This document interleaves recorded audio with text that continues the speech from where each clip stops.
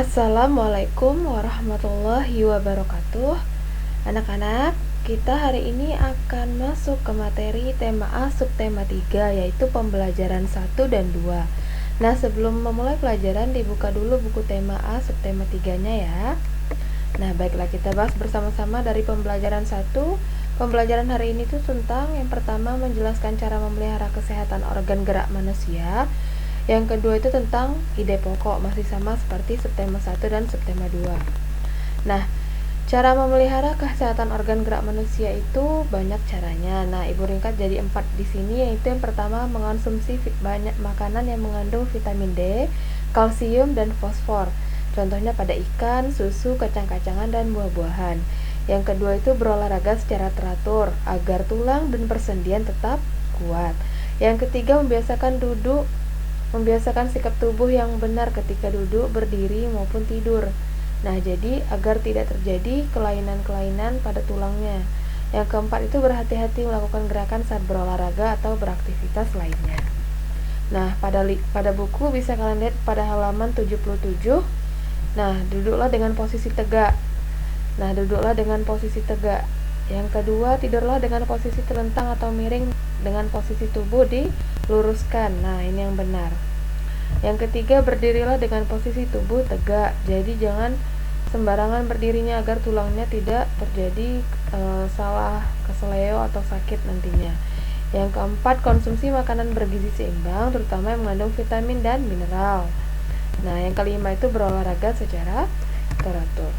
Nah, pada halaman 78 tentang uniknya kain ulos, ini materi yaitu tentang ulos itu sebuah kain. Nah, ulos itu dahulu dikenal sebagai penghangat tubuh. Saat ini dikenal sebagai lambang ikatan kasih dan simbol sosial dalam masyarakat Batak.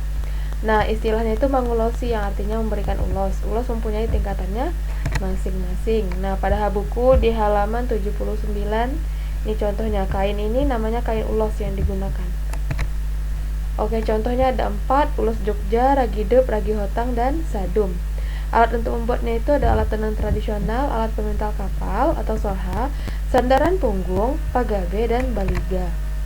Bahan-bahannya kapas, rumput, kulit kayu, lumpur, akar, dan dedaunan.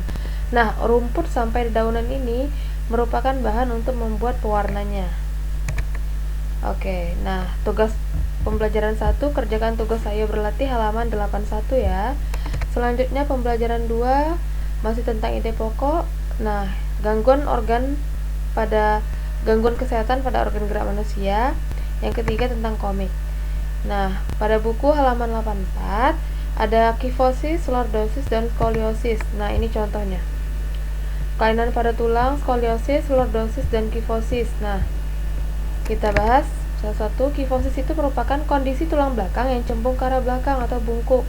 Nah, penyebabnya itu postur tubuh yang buruk, obesitas, radang sendi, ataupun osteoporosis.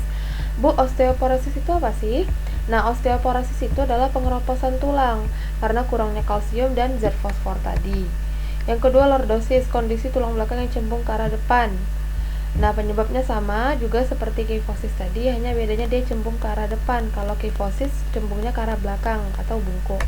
Yang ketiga, skoliosis.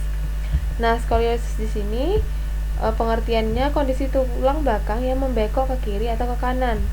Nah, ini penyebabnya itu karena posisi duduknya yang salah atau membawa tasnya di salah satu bagian bidangnya itu terlalu berat. Nah, itu juga bisa menyebabkan skoliosis. Nah, kita akan membahas tentang komik. Komik itu adalah pengertiannya karya seni yang menggunakan gambar-gambar tidak bergerak yang disusun sedemikian rupa sehingga membentuk jalanan cerita. Nah, contoh komik itu banyak ya, seperti yang anak-anak tahu. Kalian pasti tahu komik Naruto, atau komik One Piece, komik Doraemon, dan komik-komik yang lainnya. Nah, jadi ciri-ciri dari komik itu ada 3, mudah dicerna, menggunakan bahasa percakapan sehari-hari, dan mengandung humor atau kelucuan.